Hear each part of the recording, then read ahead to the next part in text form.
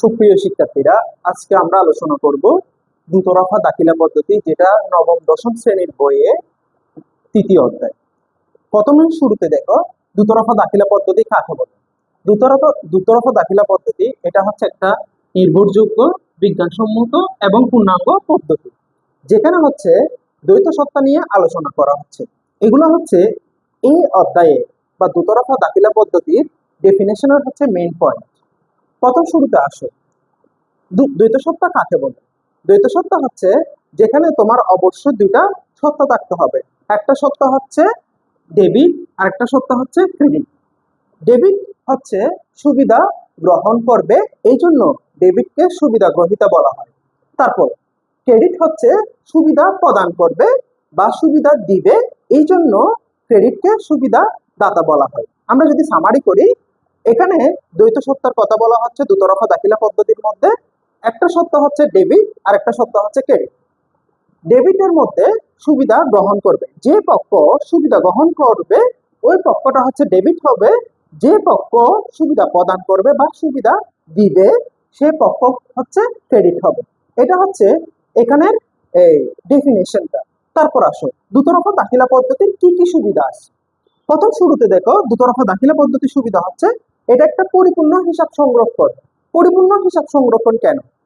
Answer হচ্ছে কেননা তোমার দুইটা পক্ষ একটা লেনদেনকে বা একটা ঘটনাকে যখন আমরা আর্থিক ঘটনা বা লেনদেনকে যখন আমরা দুইটা পক্ষে ভাগ করে ফেলি, এই জন্য দুইটা পক্ষ ডেবিট এবং ক্রেডিটের মধ্যে টাকার পরিমাণ একই থাকে, যার কারণে বলা যায় এটা একটা হিসাব, পরিপূর্ণ হিসাব সংরক্ষণ পদ্ধতি। 2 নম্বর আসো লাভ লোকসান নিরূপণ।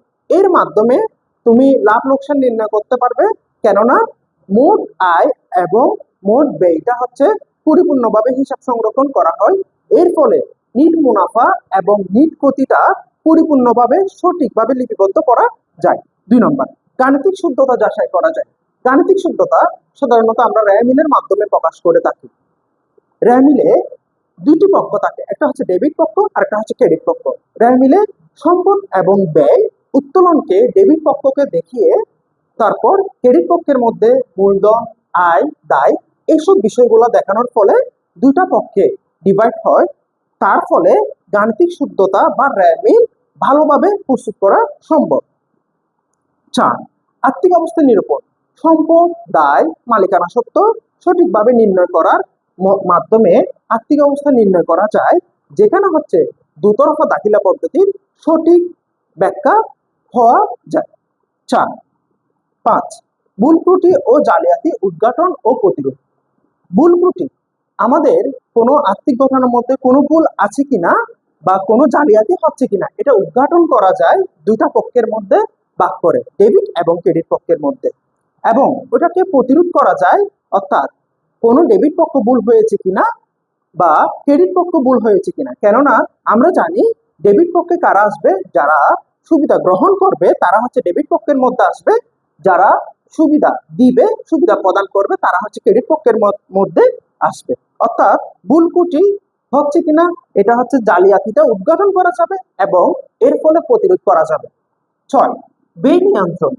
আমাদের প্রতিষ্ঠানে কোনো অতিরিক্ত ব্যয় হচ্ছে কিনা, কোনো পক্ষ অতিরিক্ত ব্যয় করছে কিনা সেটা ব্যয় নিয়ন্ত্রণ বা দুতরফা দাখিলা পদ্ধতির মাধ্যমে ব্যয়টাকে নিয়ন্ত্রণ করা সম্ভব।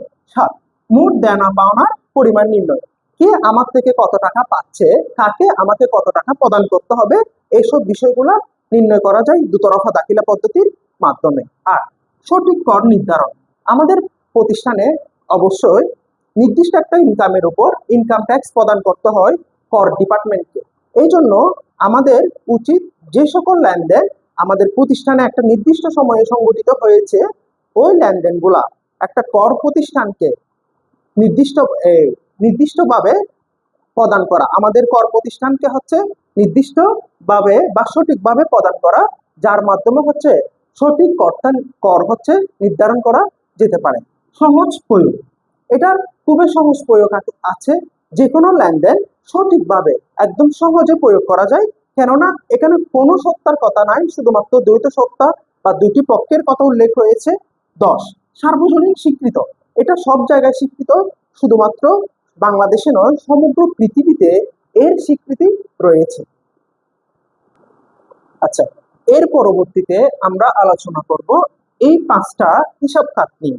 একটু খেয়াল করো, সম্পদ ব্যয় এটা একটা পার্টে যাবে, আয় মালিকানা সত্ত্ব দায় এটা একটা পার্টে যাবে। সম্পদ ব্যয় বৃদ্ধি পেলে হচ্ছে ডেবিট হবে, হ্রাস পেলে ক্রেডিট হবে। অর্থাৎ সম্পদ এবং ব্যয় যখন বৃদ্ধি পাবে তখন এটা ডেবিটে যাবে, সম্পদ এবং ব্যয় যখন হ্রাস পাবে কমে যাবে তখন ক্রেডিটে যাবে। এর বিপরীত টার্ম হচ্ছে আয় মালিকানা সত্ত্ব এবং দায়। আয় মালিকানা সত্ত্ব এবং দায় হ্রাস পেলে হচ্ছে ডেবিট হবে। ওখানে সম্পদ এবং ব্যয়ের ক্ষেত্রে আমরা হচ্ছে হ্রাস পেলে ক্রেডিট করছি, এই জায়গায় আয় মালিকানা সত্ত্ব দায় হ্রাস পেলে ডেবিট হবে, কিন্তু বৃদ্ধি পেলে ক্রেডিট হবে।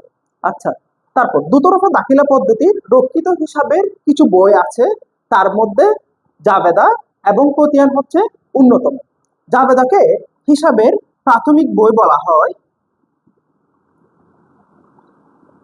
আর হচ্ছে খতিয়ানকে হিসাবের পাকা বই বলা হয়ে থাকে। জাবেদা কাকে বলে? যখন কোন একটি লেনদেনকে ডেবিট এবং ক্রেডিট পক্ষকে ভাগ করে নিচে এই তারিখের ক্রমানুসারে হিসাবের ব্যাখ্যা দেওয়া হয় বা ওই লেনদেনের ব্যাখ্যা দেওয়া হয়, তখন তাকে জাবেদা বলে। জাবেদা অনেক প্রকারের হয়ে থাকে, কিন্তু তার মধ্যে কিছু প্রকারের তোমাদের বইয়ের মধ্যে উল্লেখ আছে। প্রথমটা হচ্ছে ক্রয় জাবেদা। ক্রয় জাবেদায় শুধুমাত্র দ্বারে পণ্য ক্রয় সংক্রান্ত লেনদেনগুলো আসবে, যেমন দ্বারে পণ্য ক্রয় করা হলো, তারপর হচ্ছে দ্বারে ওষুধ ক্রয় করা হলো, অর্থাৎ কোনো দ্বারে পণ্য যখন ক্রয় করা হবে ওই লেনদেনটা ক্রয় জাবেদায় অন্তর্ভুক্ত হবে। তারপর হচ্ছে বিক্রয় জাবেদা। বিক্রয় জাবেদার ক্ষেত্রে দ্বারে বিক্রয়কৃত পণ্যগুলাই আসবে। এখানে কোনো লেনদেন বা কোনো পণ্য নগদে আসবে না, শুধুমাত্র দ্বারে যেগুলা বিক্রি করা হয়েছে সেগুলাই বিক্রয় জাবেদায় আসবে। তারপর ক্রয় ফেরত জাবেদা। যখন আমরা দ্বারে পণ্য ক্রয় বিক্রয় করে থাকি তখন সাধারণত কোনো পণ্য নিম্নমানের হলে বা কোনো পণ্য ফরমায়েশ অনুযায়ী না হলে ওই পণ্যকে আমাদের ফেরত দিতে হয়। এই জন্য যখন আমরা দ্বারে পণ্য ক্রয় করি, দ্বারে পণ্য ক্রয় করার পর যখন আমরা ফেরত দিতে যাই তখন যে লেনদেনটা যে জাবেদায় আসবে তাকে ক্রয় ফেরত জাবেদা অন্তর্ভুক্ত করতে হবে। তার পরবর্তীতে যখন আমরা দ্বারে বিক্রয় করে থাকি, দ্বারে যদি বিক্রয় করি তারপর যদি কোনো পণ্য ফেরত আসে তখন যে জাবেদায় লিপিবদ্ধ হবে তাকে বিক্রয় ফেরত জাবেদা বলবে। নগদ প্রাপ্তি জাবেদা এবং নগদ প্রদান জাবেদা, এমন কিছু লেনদেন আমাদের সংগঠিত হয় যেগুলো নগদে। নগদে লেনদেনগুলো সাধারণত নগদ প্রাপ্তি এবং নগদ প্রদান জাবেদায় এসে থাকে। নগদ প্রাপ্তিতে কোনগুলো আসবে? যেসব লেনদেন আমরা নগদে পেয়ে থাকি, যেসব লেনদেনের অর্থ আমরা নগদে পাই সেটা নগদ প্রাপ্তি জাবেদায় আসবে, এবং যেসব লেনদেনের অর্থ আমরা নগদে প্রদান করে থাকি সেসব লেনদেনের অর্থ বা সেসব লেনদেনটি নগদ প্রদান জাবেদায় আসবে। প্রকৃত জাবেদা কি? এই 6টি লেনদেনের মধ্যে যেসব লেনদেনগুলা এই 6টি জাবেদায় আসবে না সেসব লেনদেনগুলা প্রকৃত জাবেদায় অন্তর্ভুক্ত হবে। খতিয়ান কাকে বলে? খতিয়ান হচ্ছে হিসাবের একটি পাকা বই, যেটাকে জাবেদাকে সহকারী বইও বলা হয়, কেননা এই জাবেদার সাহায্য নিয়ে খতিয়ান প্রস্তুত করা হয়। খতিয়ানকে সাধারণত পোস্টিং এর হিসাবও বলা হয়, কারণ জাবেদার দুইটা পক্ষ ডেবিট এবং ক্রেডিট পক্ষকে খতিয়ানে পোস্টিং দেওয়া হয়। খতিয়ান সাধারণত দুইভাবে প্রকাশ করা যায়, একটা হচ্ছে টি চকের মাধ্যমে আর একটা হচ্ছে চলমান জেড চেকের মাধ্যমে। এখন আমরা শিখব হিসাব চক্র। হিসাব চক্র বিষয়টা কি? একটা প্রতিষ্ঠানের সাধারণত কোনো লেনদেন কিভাবে এক হিসাব থেকে একটা হিসাবে রূপান্তরিত হয়, বা একটা কাজ থেকে আরেকটা কাজে কিভাবে রূপান্তরিত হয়, বা কোন কাজটার পরে কোন কাজটা আসবে একটা প্রতিষ্ঠানে, একটাকে মূলত হিসাব চক্র বলা হয়। প্রথম শুরুতে হচ্ছে লেনদেন শনাক্তকরণ। লেনদেন শনাক্তকরণ বিষয়টি হচ্ছে কিভাবে একটি লেনদেনকে অনেকগুলো ঘটনা থেকে একটা লেনদেনকে তুলে আনা যাবে, অর্থাৎ লেনদেন হতে হলে কি বৈশিষ্ট্য থাকা লাগবে, এগুলো আমরা বিগত দ্বিতীয় অধ্যায়ে পড়েছি। আমরা তৃতীয় অধ্যায়ে পড়তেছি কিভাবে লেনদেন শনাক্ত করতে হয়। অনেকগুলা ঘটনা থেকে যেগুলো হচ্ছে আর্থিক লেনদেন, ওই লেনদেনগুলোকে তুলে আনাকে লেনদেন শনাক্তকরণ বলে। লেনদেন বিশ্লেষণ, লেনদেন বিশ্লেষণ বলতে এখানে বোঝানো হচ্ছে লেনদেনটা কিভাবে আমরা বুঝতে পারবো এটা ধারে লেনদেন নাকি হচ্ছে নগদ লেনদেন বা অনগদ লেনদেন, এই বিষয়টা বোঝানোকে মূলত লেনদেন বিশ্লেষণ বলে। লেনদেন ধারে হলে ধারের একটা জাবেদা হবে, লেনদেন যদি নগদ হয় নগদ একটা জাবেদা হবে, লেনদেন যদি অনগদ হয় ওটা অনগদ লেনদেনের মধ্যে অন্তর্ভুক্ত হবে। এটাকে মূলত লেনদেন বিশ্লেষণ বলা হয়। তারপর হচ্ছে জাবেদাভুক্তকরণ। কিছুক্ষণ আগে আমরা পড়েছিলাম কোন একটা লেনদেনকে যখন ডেবিট এবং ক্রেডিট পক্ষে ভাগ করে তারিখের ক্রমানুসারে এবং ওই লেনদেনের নিচে যখন ব্যাখ্যা প্রদান করা হয় তখন তাকে জাবেদা বলে। লেনদেন বিশ্লেষণের পরবর্তী ধাপে হচ্ছে জাবেদাভুক্তকরণ, অর্থাৎ লেনদেন বিশ্লেষণ করার পর আমার টার্গেট থাকবে হচ্ছে কোন একটা লেনদেনকে জাবেদাভুক্তকরণ করা। তার পরবর্তী কাজ খতিয়ানে স্থানান্তর। লেনদেনের জাবেদাভুক্তকরণের পর ডেবিট এবং ক্রেডিট পক্ষে যখন আমরা ভাগ করে ফেলবো তখন ওই জাবেদাভুক্তকরণের পরের কাজ খতিয়ানে স্থানান্তর, অর্থাৎ খতিয়ানে আমাকে পোস্টিং করতে হবে ওই সব লেনদেনগুলাকে। তারপর র্যামিল প্রস্তুতকরণ। খতিয়ানে স্থানান্তর করার পর প্রতিটা হিসাবের এক একটা ডেবিট জের ক্রেডিট জের আসবে, ওই জেরগুলাকে আমাকে র্যামিলে প্রস্তুত করতে হবে। কিভাবে? র্যামিলে দুটি পক্ষ থাকবে, ডেবিট পক্ষ ক্রেডিট পক্ষ। ডেবিট পক্ষের মধ্যে হচ্ছে সম্পদ ব্যয় উত্তোলন গুলো আসবে, ক্রেডিট পক্ষের মধ্যে আয় দায় মূলধন গুলো আসবে। ঠিক এভাবে আমরা গাণিতিক শুদ্ধতা বা র্যামিল প্রস্তুত করে থাকবো। 6 সমন্বয় দাখিলা। র্যামিলে অনেকগুলা এই বকেয়া খরচ বা অগ্রিম খরচ বাদ পড়ে যাবে, বা বকেয়া খরচ বা অগ্রিম খরচকে বকেয়া খরচ এবং অগ্রিম খরচকে সমন্বয় করার জন্য যে জাবেদা বা যে দাখিলা প্রস্তুত করা হয় তাকে সমন্বয় দাখিলা বলে। তারপরের ধাপ কার্যপত্র প্রস্তুত। এটা হচ্ছে একটা ঐচ্ছিক ধাপ। ঐচ্ছিক ধাপ হচ্ছে এটা একটা অপশনাল ধাপ, যেটাকে ইংরেজিতে ওয়ার্কশিট বলা হয়ে থাকে, যেটাকে ইংরেজিতে ওয়ার্কশিট বলা হয়।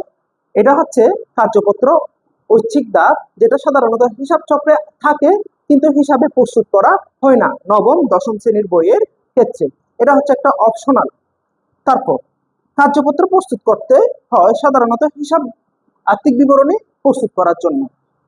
আর্থিক বিবরণী প্রস্তুত করতে কার্যপত্র সাহায্য করে থাকে, কারণ কার্যপত্রতে বিশদ আয় বিবরণী, আর্থিক অবস্থার বিবরণী এর মাধ্যমে সাধারণত আর্থিক বিবরণী প্রস্তুত করা হয়ে থাকে। কেননা আর্থিক বিবরণীতে নিট লাভ বা নিট ক্ষতি, সম্পদ, দায় এগুলো হচ্ছে মালিকানা সত্ত্ব, এগুলো প্রয়োজন হয়। এই জন্য এগুলো কার্যপত্র থেকে নিয়ে এসে আর্থিক বিবরণীর মাধ্যমে বিষয়টাকে উপস্থাপন করা হয়। তারপর হচ্ছে সমাপনী দাখিলা। এই সমাপনী দাখিলা হচ্ছে ক্লোজিং এন্ট্রি, যেটার ইংরেজি নাম। তারপর এই সমাপনী দাখিলার মধ্যে আয় ব্যয়গুলা, তারপর হচ্ছে নিট লাভ বা নিট ক্ষতি, তারপর উত্তোলনকে মূলধনে স্থানান্তর করা হয়, বা আয় ব্যয় হিসাব, নিট লাভ বা ক্ষতি, উত্তোলন এই হিসাবগুলোকে বন্ধ করা হয় শেষে, বা মূলধন হচ্ছে স্থানান্তর করা হয়। 10 হিসাব পরবর্তী র্যামিল বা প্রারম্ভিক জাবেদা।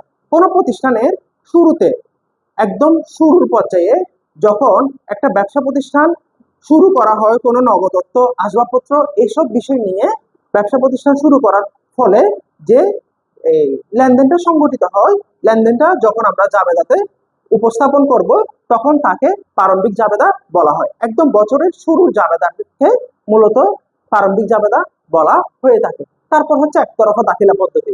একতরফা দাখিলা পদ্ধতি বিশ্বে খুবই কম প্রচলিত হয়, কেননা ছোটখাটো ব্যবসা প্রতিষ্ঠানের ক্ষেত্রে শুধুমাত্র একতরফা দাখিলা পদ্ধতি প্রণয়ন করা হয়। কিন্তু মাথায় রাখতে হবে এই একতরফা দাখিলা পদ্ধতিটি বিজ্ঞানসম্মত কোনো উপায় নয়, এটা বিজ্ঞানসম্মত কোনো উপায়ে উপস্থাপন করা সম্ভব নয়। এখানে শুধুমাত্র 3টা সূত্র মাথায় রাখতে হবে। একটা হচ্ছে প্রারম্ভিক মূলধন, আরেকটা হচ্ছে সমাপনী মূলধন, আরেকটা হচ্ছে লাভ ক্ষতি সূত্র মাথায় রাখতে হবে। আমরা জানি প্রারম্ভিক মূলধন সমান প্রারম্ভিক মোট সম্পদ এবং প্রারম্ভিক মোট দায়। প্রশ্ন হচ্ছে প্রারম্ভিক মূলধন কাকে বলে, বা প্রারম্ভিক মোট সম্পদ বা প্রারম্ভিক মোট দায় কাকে বলে। বুঝতে হবে যখন কোনো প্রতিষ্ঠান বছরের শুরুতে বা মাসের শুরুতে কোনো লেনদেন সংগঠিত হয়ে থাকে তখন এই লেনদেনগুলা প্রারম্ভিক মূলধন বা প্রারম্ভিক মোট সম্পদে আসে। যখন কোনো সম্পদ প্রারম্ভিক বছরের শুরুতে বা মাসের শুরুতে কোনো সম্পদ হয়ে থাকে সেটা হচ্ছে প্রারম্ভিক মোট সম্পদে আসবে। এবং প্রারম্ভিক দায়ে কোনগুলো আসবে?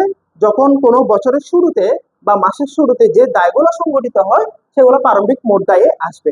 এখান থেকে আমরা প্রারম্ভিক মোট সম্পদ থেকে প্রারম্ভিক মোট দায় বিয়োগ করে আমরা প্রারম্ভিক মূলধনটা পাবো। তারপর সমাপনী মূলধন, যে মূলধন সাধারণত একটা আর্থিক বছরের একদম সর্বশেষে গিয়ে, একদম লাস্টে গিয়ে প্রণয়ন হয়, তখন তাকে সমাপনী মূলধন বলে। সমাপনী মোট সম্পদে যেগুলো আসবে সাধারণত ও সম্পদগুলা কোন একটা আর্থিক বছরের একদম সর্বশেষ ডিসেম্বর মাসে গিয়ে বা একদম বছরের লাস্টে গিয়ে এই সম্পদগুলা প্রণয়ন করা হয়। এবং সমাপনী দায় হচ্ছে যে দায়গুলা একদম বছরের শেষে বা আর্থিক বছরের শেষে গিয়ে প্রণয়ন করা হয় সেগুলোকে সমাপনী মোট দায় বলা হয়। সমাপনী মূলধন হচ্ছে সমাপনী মোট সম্পদ থেকে সমাপনী মোট দায়টা বিয়োগ করতে হবে। তারপর আসবে লাভ ক্ষতি। লাভ ক্ষতির সূত্র হচ্ছে সমাপনী মূলধনের সাথে আমাদের উত্তোলনটা যোগ করতে হবে, তারপর প্রারম্ভিক মূলধনের সাথে অতিরিক্ত মূলধনটা যোগ করতে হবে। যোগ করার পর এই দুইটার মধ্যে আমরা বিয়োগ করব। বিয়োগ করলে এখানে যদি প্লাস আসে তাহলে মাথায় রাখতে হবে আমার লাভ হচ্ছে, যদি আমার মাইনাস আসে অর্থাৎ এই পোর্শনটা যদি বড় হয়ে থাকে সমাপনী মূলধন যোগ উত্তোলন, এই পোর্শন বড় হয়ে থাকে প্রারম্ভিক মূলধন অতিরিক্ত মূলধন এই পোর্শনটা যদি ছোট হয় তাহলে আমার লাভ আসবে। যদি সমাপনী মূলধন এবং উত্তোলনের পোর্শনটা ছোট হয়ে প্রারম্ভিক মূলধন এবং অতিরিক্ত মূলধনের পোর্শনটা বড় হয়ে থাকে তখন সাধারণত আমার ক্ষতি আসবে। এর ফলে আমরা বুঝতে পারবো আমার প্রতিষ্ঠানের লাভ হচ্ছে কি নাকি ক্ষতি হচ্ছে এই বিষয়টা। ধন্যবাদ।